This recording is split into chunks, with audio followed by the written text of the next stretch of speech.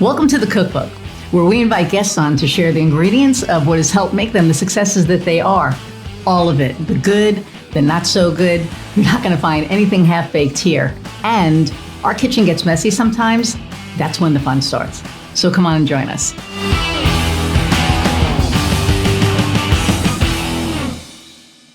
Hey everybody, and welcome to another episode of The Cookbook. I'm your host, Iris Goldfeder. Don't forget to click like, share, and subscribe. And when the episode is done, after you listen to this amazing episode, review it and let us know what you thought about it. Okay, so my guest today is a dear friend of mine, Justine Beauregard, and she is a sales coach and strategist, and she is brilliant. I'm not going to start it with an F-bomb, but she is effing brilliant. So I'm just going to bring her on and you'll hear her brilliance and she'll tell you her story, and here we go. So without further ado, hey there. Hi. So we finally made this happen. I know, it's exciting. I know. I'm so glad to have you on here because we met like a long time ago, and I think it was through Kimberly Spencer, right? It was Kimberly Spencer. Yeah, maybe. It was Kimberly Spencer. Yep, Okay. It was. And I remember that she sent you to me and we talked, and this has been a long time coming. But then we talked even more, and then we became friends. And then I got to learn more about your brilliance. And then I was doing a photo shoot in Denver. We were at the Fun Friends for the Dames, and Justine comes walking through and she's like, oh my God, I walked in the middle of the photo shoot. And I'm like, it's a free street. You're allowed to, to walk. And actually, I felt like, oh my gosh, I know her. It was one of those moments where we had spent so much time online having dialogue and chatting. And I felt like I had been around you so many times in person because we both have that vibe of just like really instant connect, casual conversation, feels like a lifelong friend. And when I saw you on the street, I was just like, it's so odd that this is the first time that I'm actually seeing you like physically in person, because it just feels like I had before. So it was kind of fun. Yeah, it was neat. That whole trip was neat. But yeah, it was really good. But so I've been like lurking and watching your stuff and actually using some of your brilliance, because you have a way of articulating things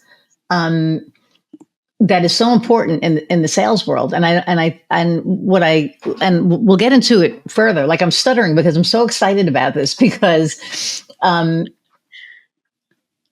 in watching your subject lines in an email, and how to reconnect without going, hey, just checking in.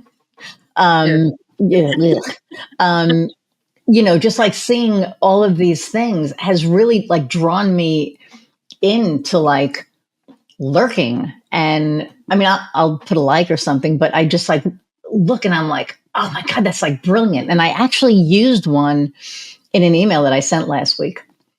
Cool. Yeah. Love so, and I was just like, oh, that is, and it landed well. So, but that's another conversation that we'll have. But, so how did you become the brilliance that you are? I mean, how did you, get to the entrepreneurial piece, and how did you just get so freaking smart in sales?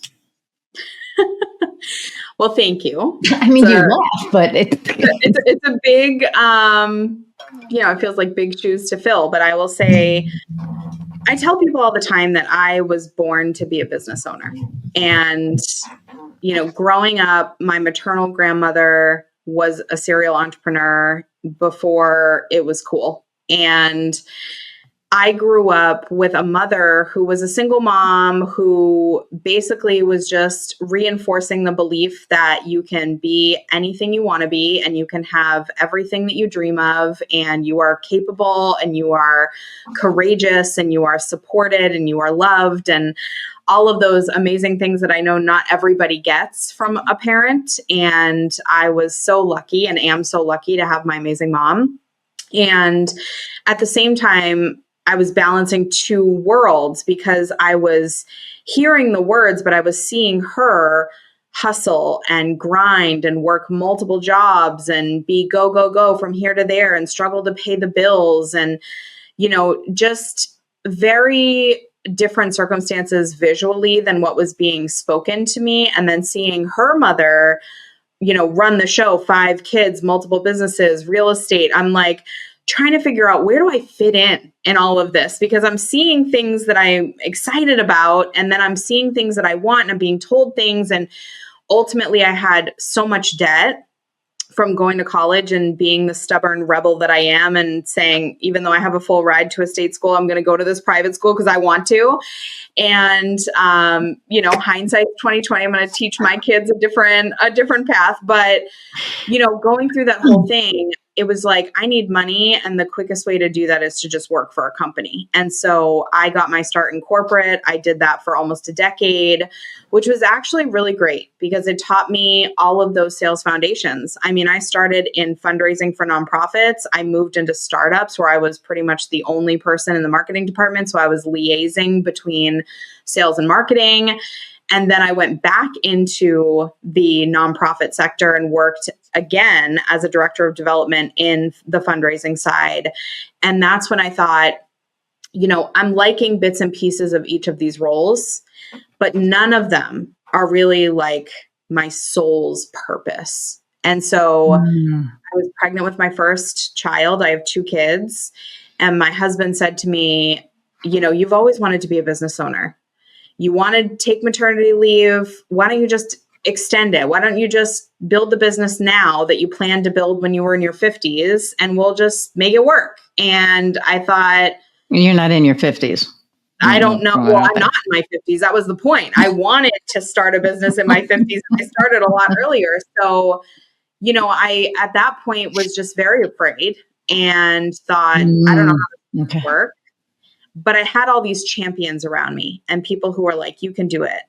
And the first few years were a lot of trial and error, a lot of difficulty, a lot of ebbs and flows, feast and famine, like everybody else's story. And then I'm the overnight success here 10 years later and finally figured it out. But thank you for saying that, because I think I say in 90% of my interviews that, overnight successes take about 10 years. Yeah. Right. And it's like about 8, if I'm being honest, building the business, learning the ropes, understanding what my core value was, the frameworks that I was teaching people, but hadn't really formalized, all of that. It really took that 8-year. It was sort of like the 7th inning stretch in a baseball game. You hit that 7th year, and that's when you start to feel clarity. And then around the 8th year, between 8 and 10 is really when you're like, okay, I've got it. And I'm a quick study, so I implemented right away, but I've seen a lot of my clients take a little bit of extra time, but I would say between 8 and 10 years is about right. And I, as I'm sitting here now, I'm going, pa-pow, pa-pow, pa-pow, because for me, it was 7 years. Like 3 years ago was when I joined the Dames. I did all the things. And that was when I started really becoming a business owner, not just a freelancer. Yeah. And there's like such a difference.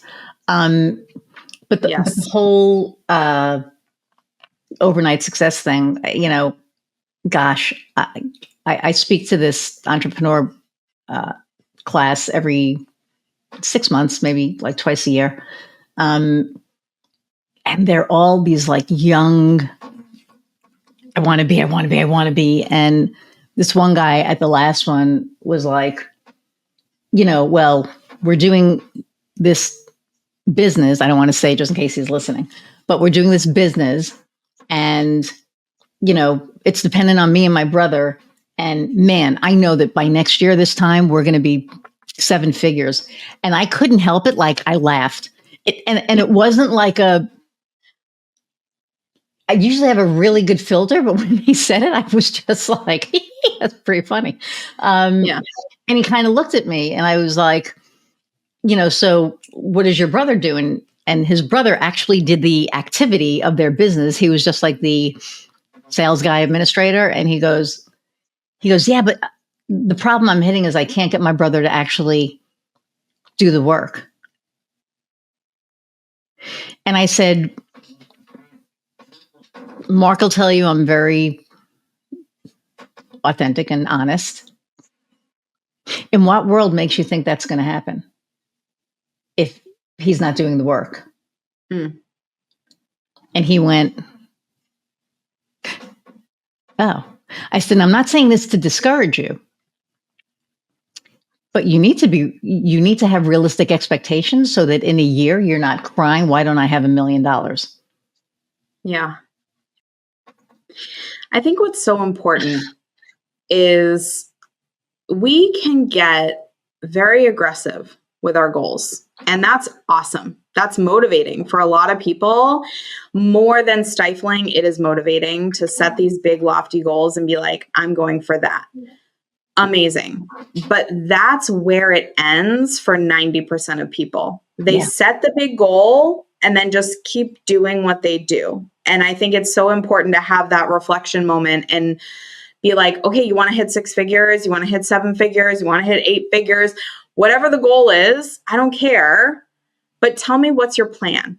How are you going from here to there? Because you can't get... What are the constraints? What are the bottlenecks? Because a lot of people aren't even clear on what those reasons are that they won't get there. So when he's saying, my brother's not going to do the work or whatever, my immediate thought is like, okay, so what if he never does?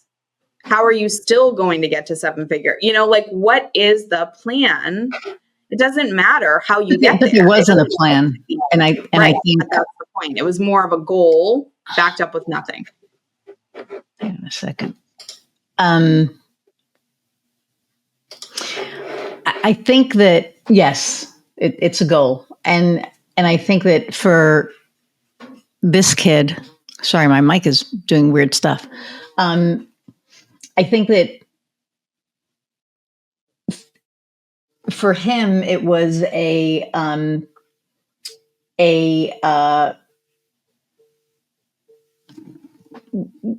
was no question until I made him question it. And then I felt bad, right? Then I was kind of like, oh, like I didn't want to crush his dream, but I also wanted it to be real because there were like 7 other people in that room that had,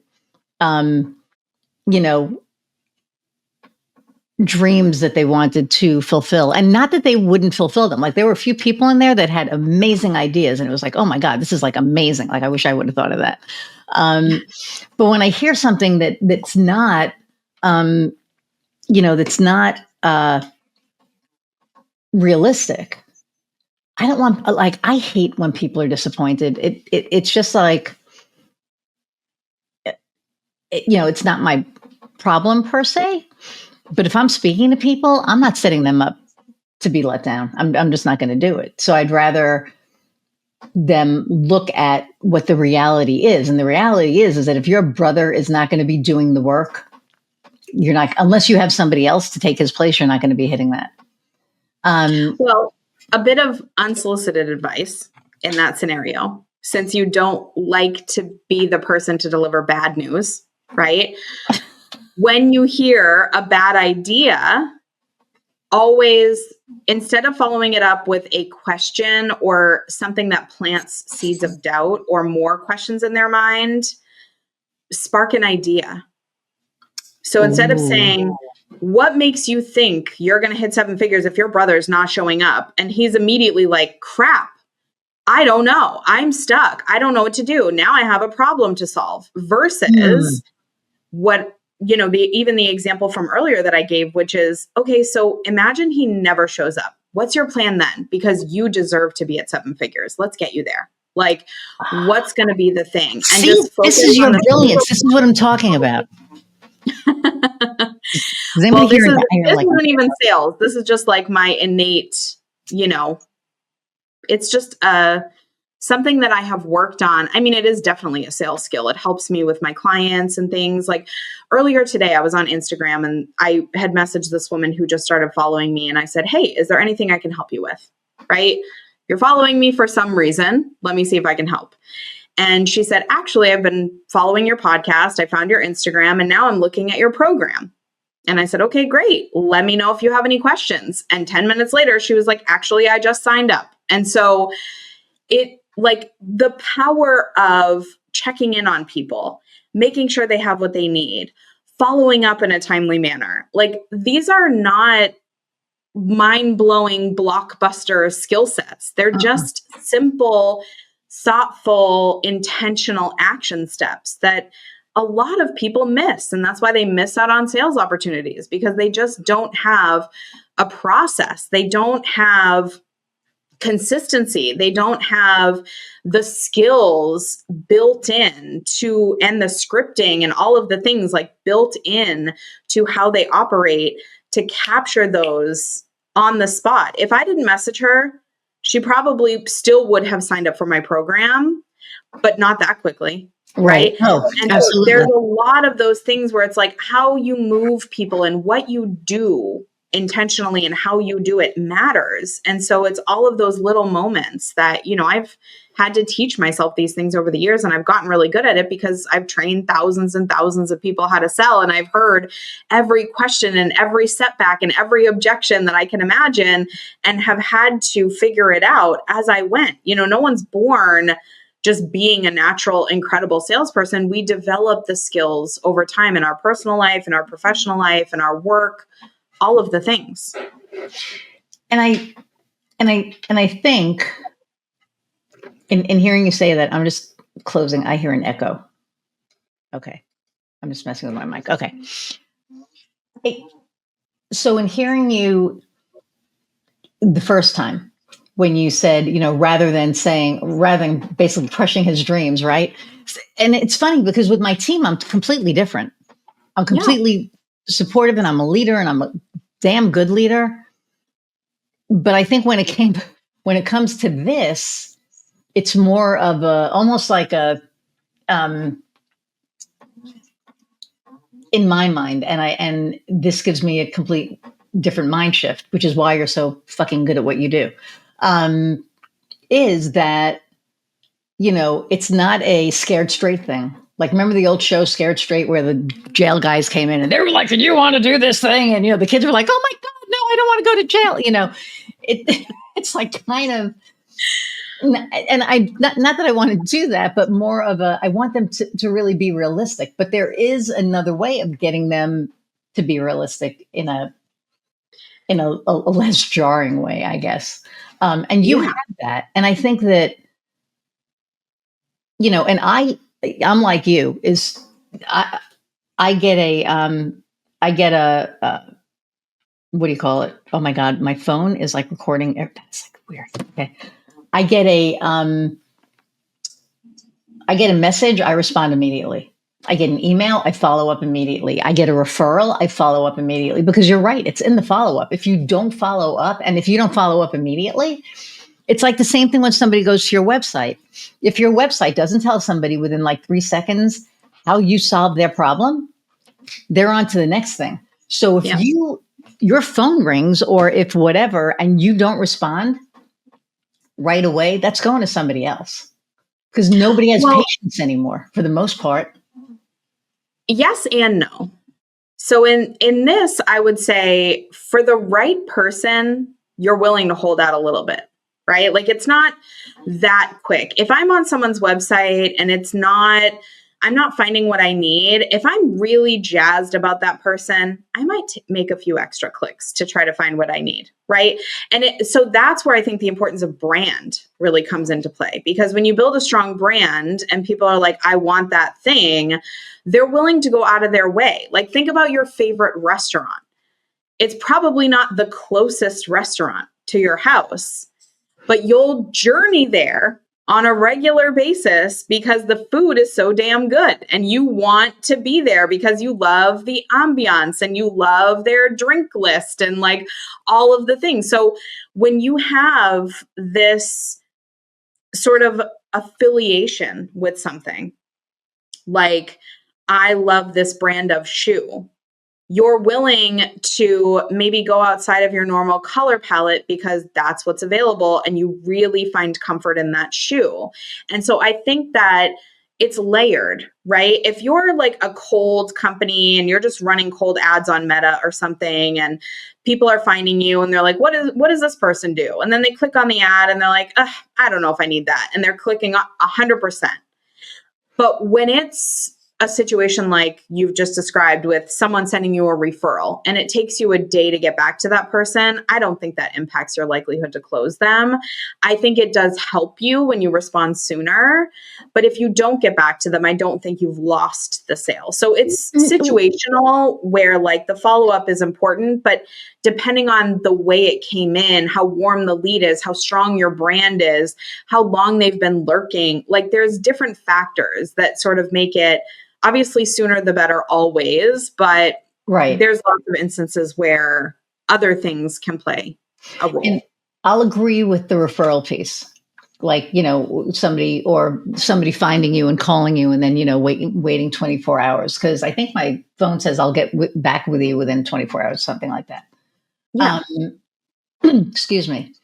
But your website, if somebody is looking for something now and they go to your website and they get to that hero image, they get to that first thing, and your copy doesn't solve their problem within 3 seconds, they're on to the next thing. There's statistics on this because people have the patience of a sieve now. They have no patience. They're like, they want their thing solved now. So we tell our clients, and when we build our websites, we make sure that hero, you go to my website, it says 95% of websites convert. Does yours? Yeah. Right there, your problem is solved if you have a site that doesn't convert. And that's what, I try to really, unless you're like, if you're a business coach, it's different because there's so many flavors of business coach out there, right? And that people do the same thing. So there's something, different. But when it comes to web stuff, when it comes to sales, when it comes to, my integrated pest management, right? One of my clients is Smith Integrated Pest Management, and they're like, oh, he's an exterminator. And it's like, no, it is literally pest management. If you have an ant problem, they have microscopes on their trucks to identify the kind of ant that you have, because not every chemical composition kills the same ant.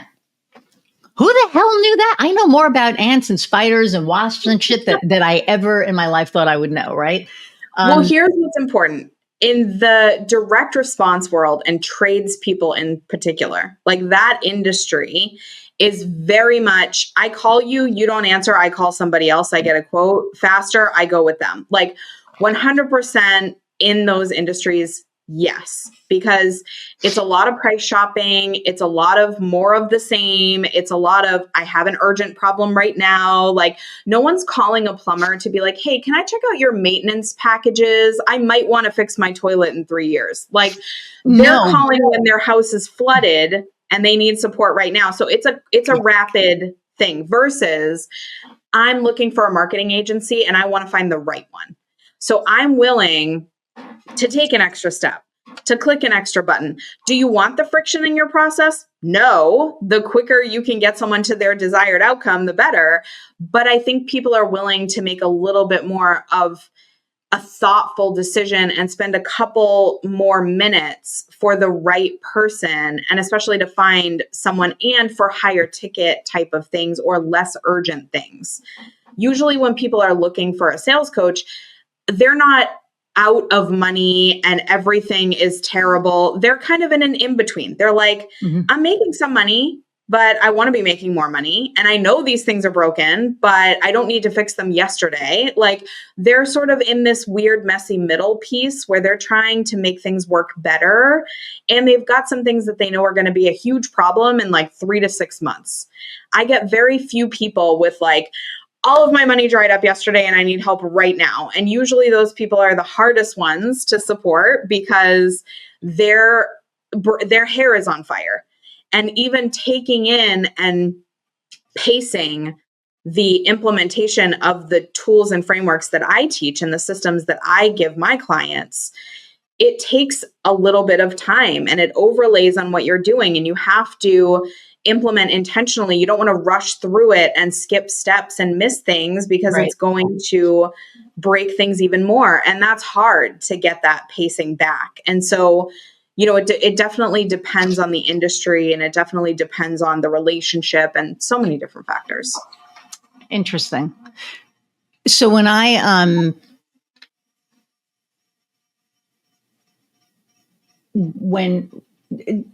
depending on what I'm looking for, I don't shop on price, right? I shop on value. And to go back to, yes, a plumber, you're looking for a plumber, you need that guy right now. An exterminator, a pest control guy? No. So he is so different. So we probably have, I don't know, 10 different, Lafayette's kind of small. So we have 10 different like pest control guys. And they're all, priced. And then we have guys coming up from Indy. So we have national companies that are coming in that are way cheaper than him and, whatever. And we've positioned him as the expert in his field. And he has grown from him and another tech to him, and he's hiring his like fourth or fifth tech right now. And he's getting ready to promote one of the guys to a GM, in the fall. And so I think it's all positioning. So, we can get into like marketing and all of that now, right? But we positioned him to where he is not just an exterminator, because the exterminators come in and they spray and whatever, and then they leave. And he has like this maintenance plan. Speaking of a maintenance plan, right? He has this maintenance plan that we're on. We have like these mosquito things that kill the female mosquitoes so they can't produce. So we have like no mosquitoes in my backyard. And Jeremy, you can pay me for this later. Actually, he pays me every month, but not for this. Well, actually, kind of for this. But anyway, it's like my ADD. But I guess my point is that, because they carry those microscopes, because they can identify, differentiator. What is the differentiator, right? And you would think that for a pest control company, it doesn't matter. For a plumber, if you do not have an immediate need, you're going to look for the right guy, and you're going to look for the right person or woman if they own, a plumbing business. You're going to look for the right person that's going to give you, that has the right expertise and the right value. I think that's true about every industry. I think it's true in non-emergent, right? Yes.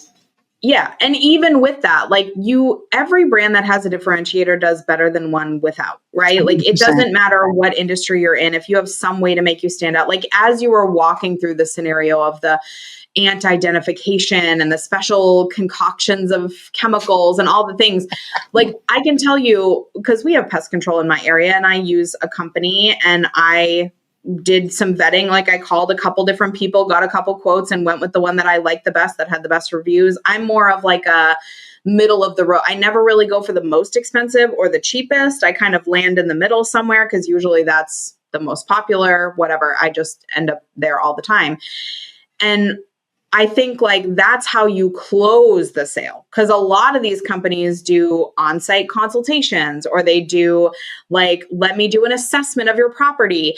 And when they come out and they're like, okay, we can spray the area and it'll be $50. And you're like, okay, that's what the last 3 people told me, versus, okay, so I identified 3 unique ant species with our signature process. We have custom chemical blends that we're going to use to make sure that they're all gotten rid of in this amount of time. Suddenly the person's like, I've never heard this before. This is very interesting, right? Yeah. And so their ears start to perk up and they think more about, this feels important to me than what does it cost? And that's kind of the key with a differentiator, is it moves the person's mind to value over price every time, because you're highlighting what's really special and what you do really well. So when someone comes to me and says, I need help with sales, I'm not just like, bing, bang, boom, I got you. We're going to pump those sales up and turn it on. Like, that's what everyone else is saying, especially all the bro marketers that I'm competing against in the sales space, because women are very few and far between in the sales industry. And so when I meet someone, the first thing I do, and this is why actually there have been studies on this by Harvard and Stanford and all the big educational companies is what I'm going to call them, but they've done studies that show women close an average of 5 to 20% more sales than men. That's 100%. Yes. And the reason why, I don't think it's gender. I think it's gender roles, gender norms. Like the male personalities are typically very direct and logical. You have an ant problem. I have a chemical blend. Let's take care of business. Like very transactional, very to the point. I don't want to hear, my husband says to me all the time, and I love him dearly, but I'll be telling a story and I'm like, I have to add color to this story. You have to understand the emotional struggle of the whole thing. And he's like, what's the point? Like get to the end point. Like I want to know what's happening. And I'm like, no, you have to be with me on this journey. And he's learned after 15 plus years, like I just need to sit and listen because she's on her soapbox and it's not going to end until she decides that that's true. But a lot of the time with women, it is, well, you have an ant problem and I have a chemical blend, but do you have the right ants for this chemical blend? And do you have this need today or do you have this need all the time? And tell me more about what's happening. So you get curious and you're really caring about making sure you're giving that person the right thing for their problem and not just what you have or anything for their problem. And that's the difference. And the thing that I tell people all the time, it doesn't take very much longer to get to the heart of it. It's like 5 extra minutes and it could change everything about that sales conversation. And a lot of people can't see the forest through the trees. They just see, oh my gosh, I have to think of the question. I have to ask them the question. I have to hear their response versus just ask the question. Be present, be engaged, get curious. And by the end, you're going to be so much happier because that person is not going to be a one and done, thanks for taking care of my ants. They're going to be a thanks for 10 years of loyal service coming month after month or quarter after quarter, cleaning up my ant problem or making sure I never have one again. Right. And what's funny with women, so my wife is an engineer. So she's like your husband. She's like, oh my God, can you just get to the point? And it's like, we've been together 23 plus years. No. I feel like we all opposites attract. Yeah, 100%. Right. She's the yin to my yang. But with women, and here's something. So I'm speaking at the Women in Steel conference in Indianapolis in September. And I was at the Steel conference last week in Indianapolis.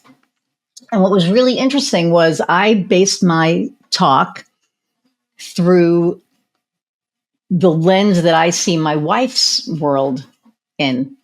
Yeah. But it's not the real world, right? She happens to be in a very good, position and in a very, good spot. And something that was really interesting was, well, I'm going to use somebody else as an example, but somebody had gone into their manager and had gotten like some kind of a review. And they got the review and it came back where her guys loved her. Like they would do anything for her. And her manager was pretty much like, yeah, you're doing something wrong because they shouldn't like you that much. And so, this woman was like, what? So she ruminated on it for a day and started, marinated and started thinking about stuff and then went back to her manager and went, no, I call bullshit. And her manager was like, what do you mean? And she's like, my guys like me because I listen. My guys like me because when they tell me that there's a problem, I don't just say, suck it up. I listen. And then I say, how can we solve it? My guys like me because they know I have their back. Yeah. Excuse me. and they have mine. Yeah. And I think that's the difference between women and men, excuse me. In that most men, now I will say that Jeremy, and Jeremy, don't take this the wrong way, sells like a woman. He listens, he does all that. So that's Jeremy. Women, when we're selling, when we're consulting, whatever it is, we have that empath gene where we can empathize with the client. We can listen with an open heart. We can lead with our hearts and lead with our souls, and guys dominate. So when this woman went back to her manager and she was like, well, this is why it works. Her boss dominates. He leads by dominating. So he's not leading, he's bossing. Well, and you even notice in that dynamic, in that story, there's the review that's received and the boss says, something's wrong. And then the woman in that scenario says, let me be thoughtful about that. Let me take a day. Let me ruminate. Let me figure it out. Then they go back and then they advocate for themselves. Versus if there were two men in that room or two hyper-logical masculine style personalities in that room, doesn't matter man or woman. Again, I think it's more norms than it is actual gender. Mm-hmm. These two people would be in the room and one would say, something's wrong here. And the other one would say, no, there's not. And it's it's like two very matter of fact, like there is no question. And where I feel there's work to be done is actually on both sides, because I think from the directness standpoint, I think that's why sales has worked in a masculine way for so long, because we're so used to just being sold very matter-of-factly. The examples of sales we see in the media are like, we have the best cheeseburger, buy this cheeseburger. We have the best sneaker, buy this sneaker. It's very like this and then that. It's very logical. A plus B equals C. There is no like, how do you feel about your shoes? Like it takes too long. Or how do your shoes make you feel? Nike. Oh my God. Nike has that market. Shall I say slam dunk? Because Nike is not a shoe company. No. And I think that's the reason why a lot of these brands succeed, because Nike is a marketing company and they understand it needs to be more story driven. And Nike dominates in the world of athletic wear and all of that because they are really good at telling stories. Even one of their campaigns was like, it was something about being competitive. And it was something like, if you're willing to give up halfway through the race, don't bother buying our shoes, something like that. Because it was like, we're cultivating a brand of people who persevere, who have grit. That's what we stand for. They're talking about core values. They're talking about specific adjectives to describe their people. It's very intentional and it's thoughtful. And they're also a company that can afford to pay for a 30-second ad spot over a 10-second ad spot. Right. And so all of those things make a difference. But I think on the female gender norm side, the feminine side, I think we get a little too carried away sometimes with empathy. Like we are so tug on the heartstrings. Oh my gosh, this person was bankrupt 3 times and they went through this whole scenario, and you really listen and you feel what they're feeling.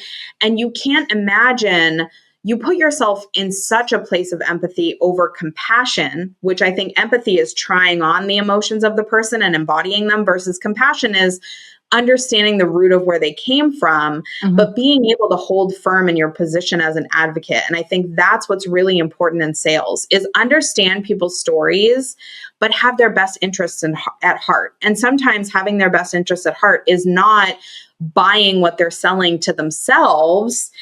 It is understanding where they are and what they need and helping them make a decision to get that, whether it's with you or with somebody else. But you really, when you're too in it, because that's what I struggled with a lot when I started selling, was I would get way too into their story and I was being outsold all over the place. The first time someone would be like, I have this problem, I'm like, of course you do. How can I help you? Forget about what I'm selling. Let me be here for you. Right. And now I'm like, I mean, I think that's, I get what you're saying. And I guess I kind of feel like that's like a little, I think women are different now. I think maybe 10 years ago that was probably accurate, but I think now women, we stand in our power. I don't know. Right. And yeah, okay. I think you attract a circle of very progressive women who stand in their power and they're fierce as hell. Like you mentioned Kimberly Spencer, as soon as we got on this call, I'm like, she is the example. She's a queen, right? Like when we see people like that, it's like they embody and you embody this fortitude within yourself. But I think there are still a lot of people, men and women included, who are in this place of quick to back down, quick to feel like they don't want to overstep. They don't want to feel pushy. There's a lot of people reach out to me and say, I don't want to feel salesy. I don't want to feel pushy. I don't know if this is right. I question myself. And that's not standing in empowerment or thinking in the way that you've just described. And I think it's still happening all over the place. It just might not be around your circles because of who you attract. Okay. Well, and you know who my circles are. So I do. Strong, badass women. So that's right. I'm in it. Right. However, and the thing with the steel, so I forgot what the original talk was like, the bullshit we tell ourselves. Where the hell did it go? Why do I always lose stuff? It was like, the bullshit we tell ourselves, a lesson in authenticity or something like that. Okay. And then after going to the SEAL convention, where did you go? What it made me realize, and I'm looking for my new title. Oh, here it is. What it made me realize was my lens was rose-colored. And you know me, I don't look through anything through rose-colored glasses, right? And this really, really, really made me rethink things. And so the theme is going to be, or the title, I think, is going to be Authenticity Meets Reality, How to Stay True to Yourself and Succeed in a System That Wasn't Built for You. Right? Because now it's like, I get it. Let me tell you what a wake up, like, I was just like, what? What do you mean it's still like, what? And like 6 different women that I spoke to. And I think you know me well enough. I don't usually get surprised. I was just like, yeah. Well, you know what? So when I see, when people sell me stuff, yeah, I will in 2 seconds, if I feel like I'm being sold, goodbye. I don't want to be sold. Nobody wants to be sold. I actually love to be sold too. Do you really? But I'm a salesperson. I love to see how people sell and how they interact. Okay, so actually, that's different. But okay. I love to, when I go to the car dealership and someone's trying to sell me a car. Oh, I love that. No, I know what you mean. Yes. I'm just like, please. I already know every tactic you're about to use. Lay it on me. So we call him my car dealer. Because every 4 years, he knows I trade my car in every 4 years. And he's like, hey. And I'm like, Josh, no, whatever. And he knows that it's like, I know the profit that you make. I know it all. So here's my number. Just meet my number and I don't care. Yeah. And then they come back with $100 a month more. And it's like, no, I literally walked out and he was like, what are you doing? And I'm like, I bought 7 cars from you and you're going to pull the shit on me?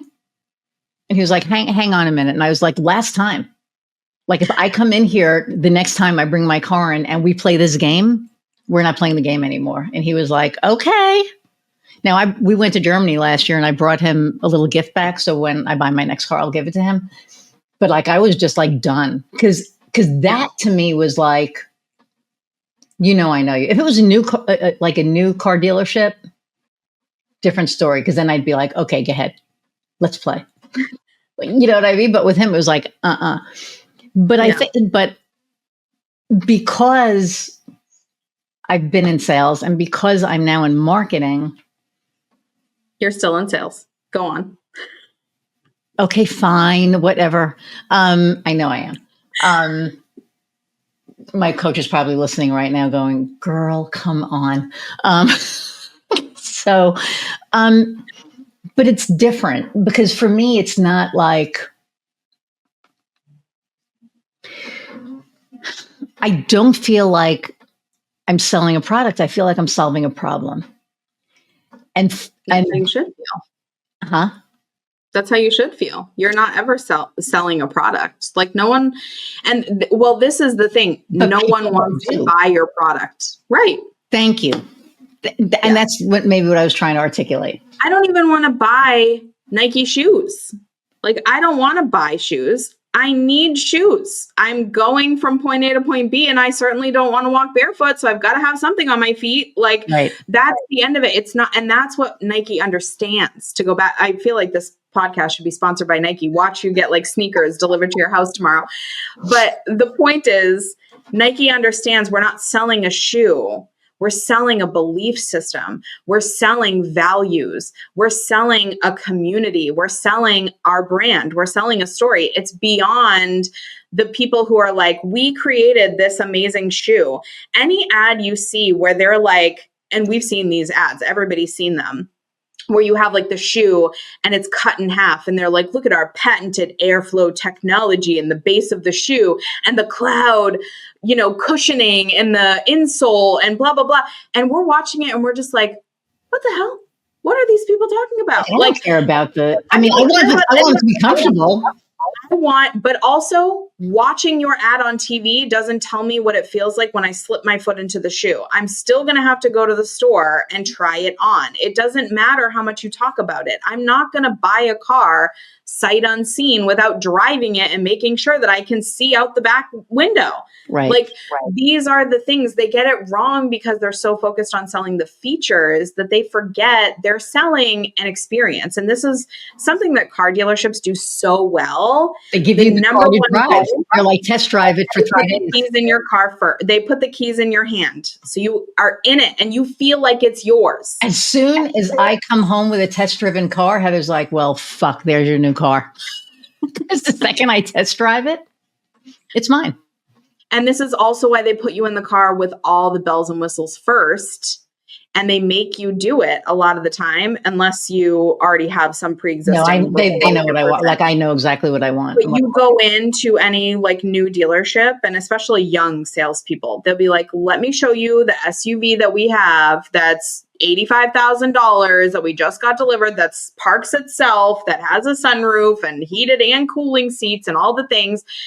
And I just I love going through those experiences, going back to like being sold to. I'm just like, let me see how you were taught. Like, how is this different from when I bought my car last time? What was the nuance of this kid's personality versus the last one? And like, how do they differ and what are they focused on? And, certain things. Actually, it's funny because I told this story in like an Instagram story a million years ago, like last year. We bought a car and I saved over 35% off of the sticker price on this car. And I said to people, partially it was because of my sales skills and partially it was because I was stubborn, because at one point the salesperson looked at me and I said, I'm going to have to talk to my husband before we make any final decisions. And he goes, oh, so do you ask your husband for permission to go to the bathroom or something like that? And I get what he was taught. The goal is get her, if she's the one you're talking to, get her to be the decision maker, make her feel empowered is what he thought he was trying to do. I understand all of that. immediately in my mind, I was like, I will pay $3,000 less for this car because of that comment. Like everything he did that pissed me off, I was like, take 1,000 off, take 1,000 off. And as we were going through the process, this is a pro tip for anyone who's buying a car and wants to save money on it. What I always do when I'm being sold a car or any type of like big ticket purchase, I will get to a point in the conversation where I can tell that they're not able to move anymore, the salesperson, but I won't take that as a final answer. So I will say, can you give me a printout for what we're talking about here, like the quote and everything? Okay, great. And I'll flip the paper over and I'll write down a number and I'll fold the paper and I will give it to him and say, bring this to your manager. If he's a yes, I'll sign right now. And it just, every time the manager will come over and be like, you have a new car, and he'll shake my hand. Yep. And it's for the price that I want. So sometimes you have to go around. Sometimes you have to, there's different ways about it, but I just find it so interesting when people use like gross tactics. And I'm like, thank you. That just told me that I could shave more off the price today. Shave more off. It's so funny. And getting back to the, the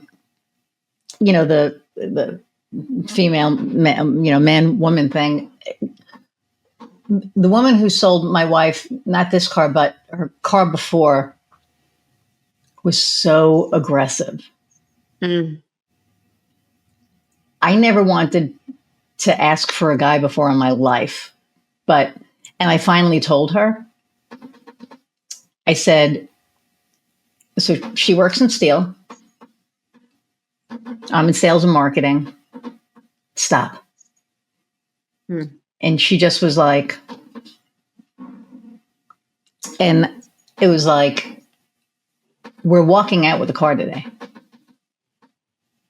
And it's either going to be with you or a different salesperson. But it felt so, and she had all the awards, how they have all the awards, right? And it felt so over the top and so almost icky. That I didn't want to give her the sale. And that was the first time in my life. And she literally looked at me and said, what am I doing wrong? Great. And I said, do you really want to have this conversation? I said, I'll be kind about it, but you're doing a lot of things, and I explained to her and she was like, wow. She goes, I didn't even realize it because she's competing with all these guys. Yeah. Right. That, sell a certain way, that do the thing. And so and it wasn't even her sales training. It was just watching what the other guys were doing. Well, that is also sales training.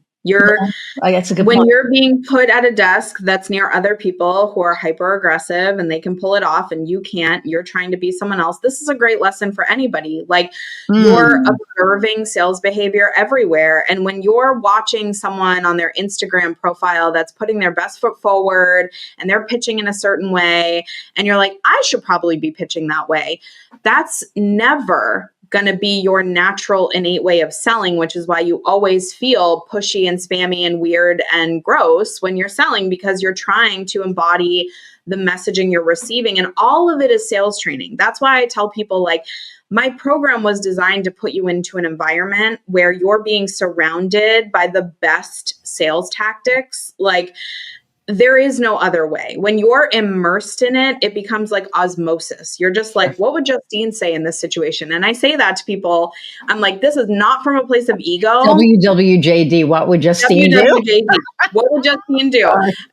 And it's funny because people will say after a couple of months in being in my world, they'll be like, I found myself asking, what would you say? Or how would you critique me in this scenario or provide me feedback? And I thought she would probably tell me to do this. And then I just did that and it worked. And now I feel like I'm finally getting it. And I'm like, great. I'm just a figurehead for authentic sales. I'm not the one. I'm not the only one by any means. But if you can put yourself in an immersive situation with really good salespeople, really authentic, to your point, or like kind-hearted or thoughtful or genuine people who are like, I'm not selling a product, I'm selling a solution. Yeah. You start to think like that and you start to sell that way. And when you're sitting at a desk and everyone around you is a shark, you're going to start to sell like a shark and you're going to start to try to overcompensate. And the longer you do it, the more over the top you become, because you're trying to play the game and you're trying to fit in. And I think that's actually the biggest error in a lot of companies like car dealerships. They don't strategically situate their sales leaders and their sales team. They don't put people where they need to be. They put people where there's an open desk. You should go into like car dealerships. Pa-pow, pa-pow, pa-pow. You could pay me later. But you should go into car dealerships. You should go into like businesses and be like, are you placing these people strategically? Yeah. Which is interesting.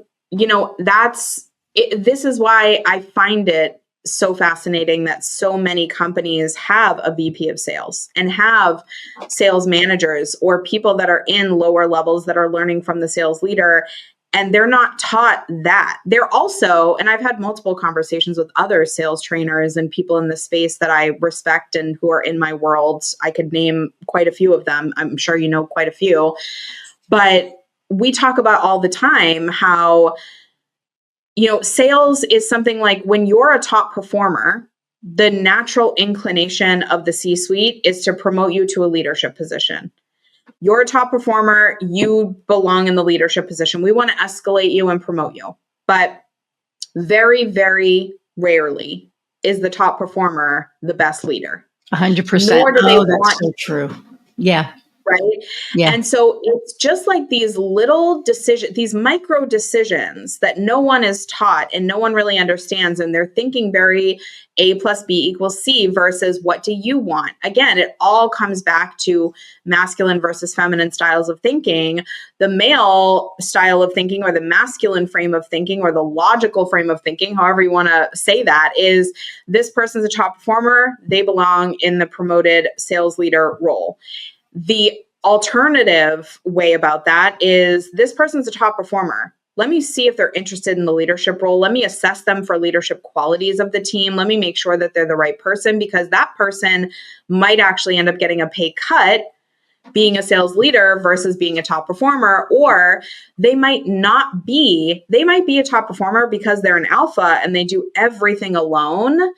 And when they're responsible for managing other people, it's a totally different skill set and they suck at it. Yeah. Because the only way they got to where they are is because they were a bulldog and they got right in there and they closed all the deals. So it's understanding the nuance of the people, and that's everywhere. That's not just sales. Yeah, no, I agree, because when I speak with, when I have, my clients, we usually meet quarterly.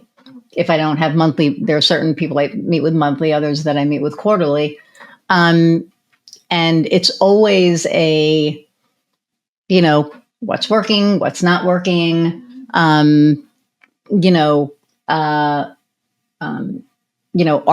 you happy where you are? Is there anything we could be doing better for you? I think it's all about, obviously the relationship, but the conversations and how the conversations are brought forth.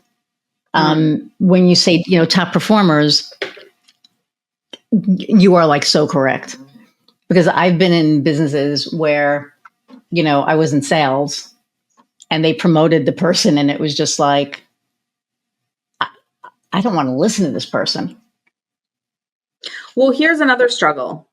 When a lower level person sees someone else get promoted ahead of them, I think what's missing is the conversation, right? Like, because the last thing you want is to be the top performer and be passed up for a leadership role, even though you don't want it, without being talked to first, right? So you see the whole team is doing this, and then the leader goes to you or that C-suite person or whoever that is and says, hey, listen, you're the top performer on the team. I want you to keep getting your commission checks and I want you to keep doing what you're great at. There's an opening for a sales leadership position. Is that something that would spark your interest we should talk about? Or is that something that you want to stay in your role and we just do that?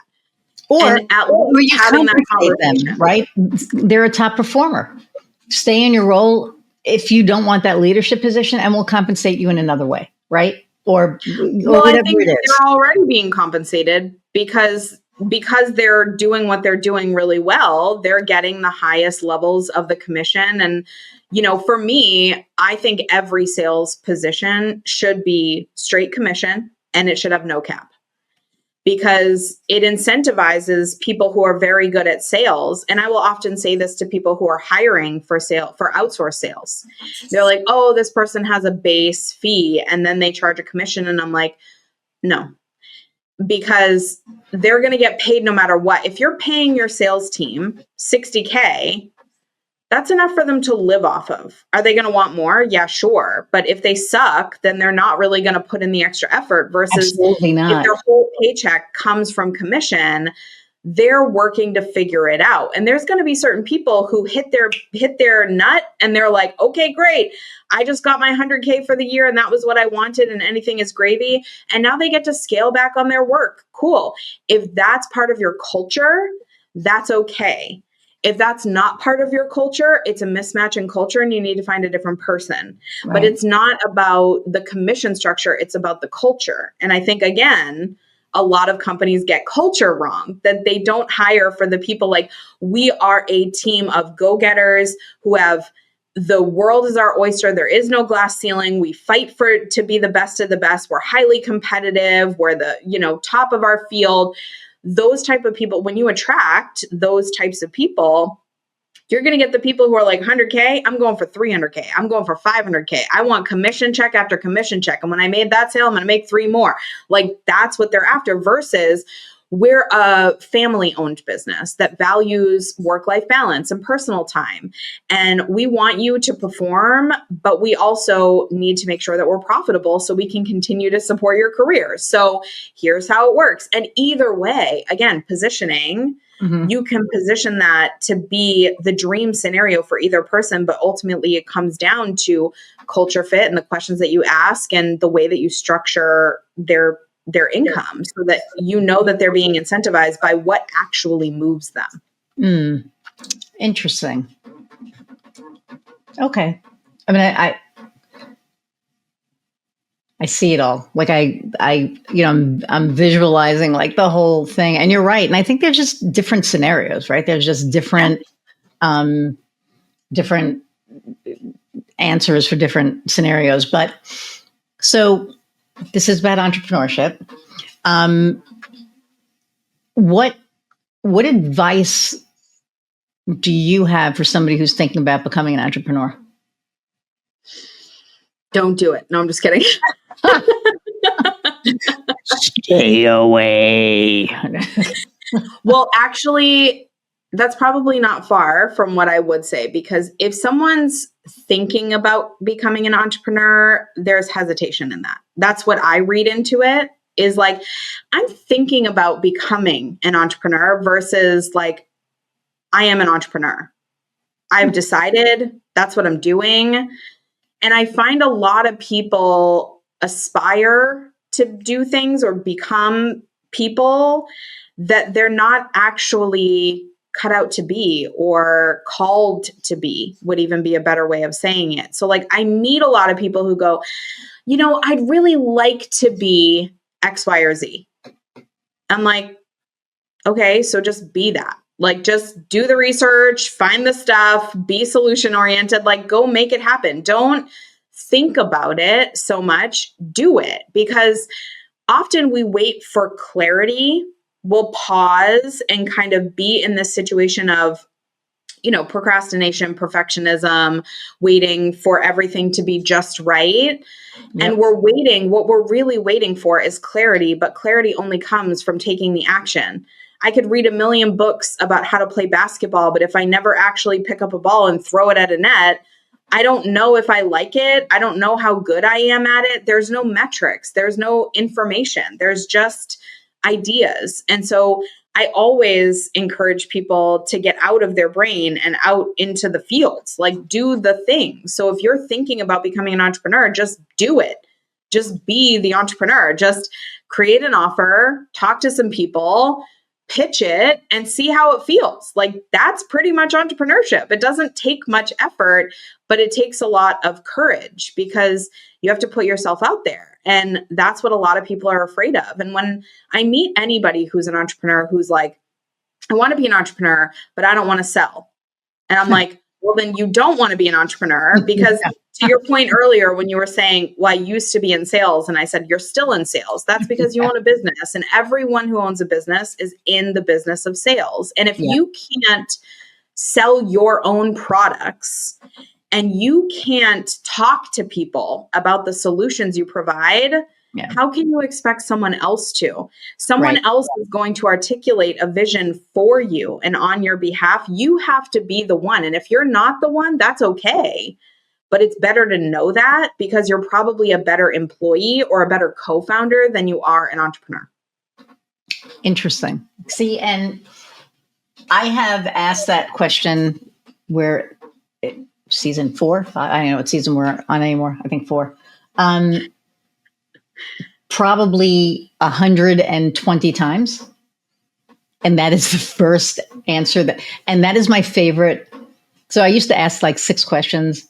I always keep that in and I make sure that I get that in because everybody answers it similarly or, a little bit different. Nobody has ever said that before. And I think that that's a really good point. It's like, don't think about it, just do it. It's like Yoda, right? There is no try. Just he's my man. You can't see him back there, but so there is no try. Mm-hmm. I mean, yes. And I think that, to your point, this is not, and I always say it's not for the weak of heart. And if you ever want to really get to know yourself, become an entrepreneur, hands down. But I think that, when we take that leap, it's like, what did Martin Luther King say? And I'm going to screw this up, but it's taking that first, step of faith, right? Not seeing the staircase, just walking and knowing that it's going to be there. And that's what we do every day.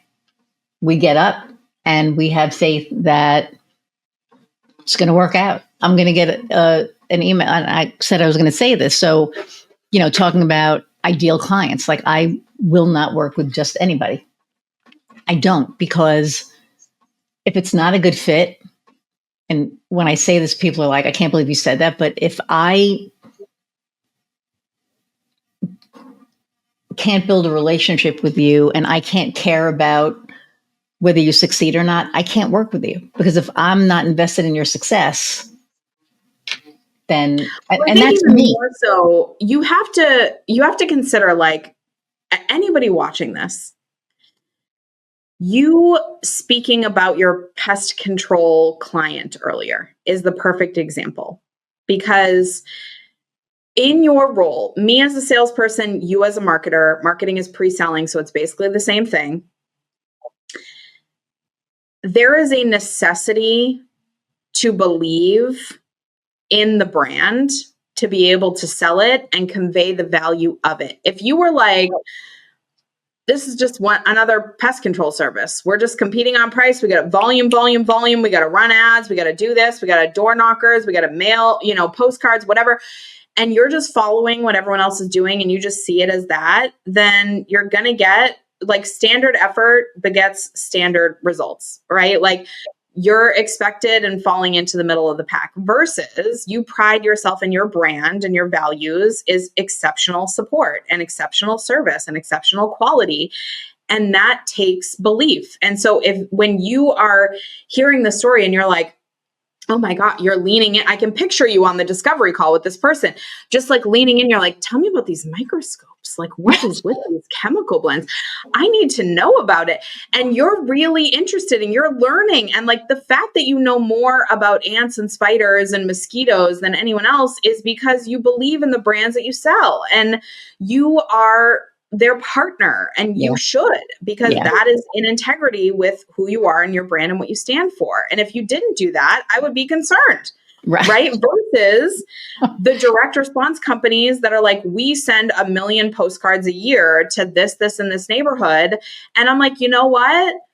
At least they're true to their brand. That's what they're doing. And they don't have to believe in their client because they don't care. They have a template and they churn and burn, and that's their model. And you've got to respect it because certain people are doing that. And so as long as I don't have a problem with any model of any business, really, obviously I have a problem with unethical models of business, but like any standard model of business, even if it's not the one I would run, as long as you are authentic and within integrity to your brand, I'm like, all the power to you. If you're the ad company that's just like, let's throw money at this thing and do the volume play, I'm like, go for it. There are some people who really want that. Not me, but I respect it because you pitched what you sold and you delivered what they bought. And that's what's important. So when you say, I'm not just going to work with anybody, I'm like, of course, because if someone came to you, I've had people come to me before who are like, can you help me sell this thing? And I'm like, sell me on it. And then they sell me on it. And I'm like, that's trash. I don't want to sell that for you. Like, I don't want to help you sell that. I don't believe in it. I don't see the vision of it. I wouldn't say those words to them. Right. But my internal BS meter is going, burr, burr, burr. And I'm like, they're not my person. Does that mean they're not going to be successful? No, they could find somebody who will make them successful in whatever way, but it's not going to be me. Yeah. Wow. And it's true. Like each of my clients know that I would like go to the ends of the earth for them. Because I believe in them. I believe in what they do. Same. And it's important, right? Like, I have to have that buy-in. So I think somebody who has a client that when they hang up says, hey, have a great day. Love you. It's like, well, they love me. Anyway, we are at, holy crap, we are over an hour, which I knew. I knew going in this was going to go over because we're us. And we haven't spoken in so long, but we need to talk anyway. But thank you for taking time out of your day today to hang out with me and my audience. So fun. You just bring so much value. And follow her on Instagram, follow her on LinkedIn, just follow her. Where can people find you? Like, how do they find you? So, and I joke about this because I'll say I'm a millennial, so you can find me on Google because I'm really good at showing up. So you can type Justine Beauregard right into Google and you're going to see my LinkedIn, my Instagram, my website, my entrepreneur.com profile, all the different things that are available there. But it's just JustineBeauregard.com. And you can find me at Justine Beauregard Coach on Instagram if you're looking for a handle. Thank you so much for sharing, your time with us today. And the last question I ask all my guests is, what lights your fire? Oh, this is a tough question for me because I feel like so many things light my fire and it depends on the situation. Like in my personal life, I think what it all comes back to really is my zone of genius, which is solving problems.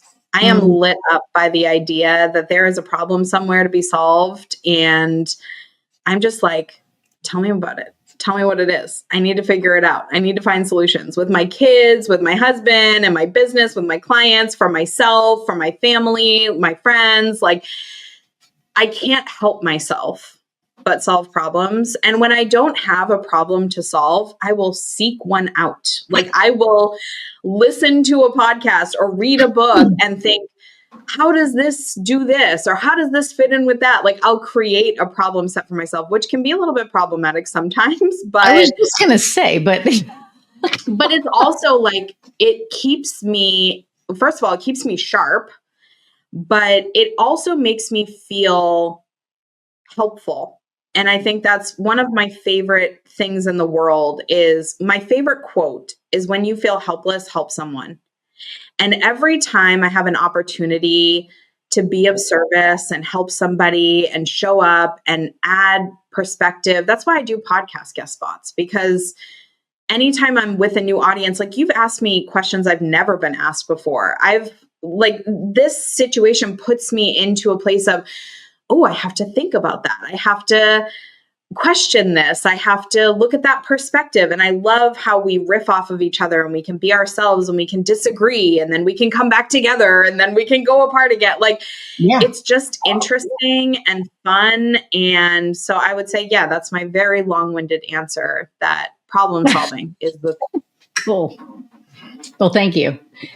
Hang on. I'm going to say goodbye to the audience, and I'll be right back. Everybody, thank you for hanging out an hour plus with myself and Justine. And I hope that you gleaned some golden nuggets, because I know I have. And don't forget to share, like, subscribe. Skylar's agreeing with me. And give a review of the podcast and let us know what you thought.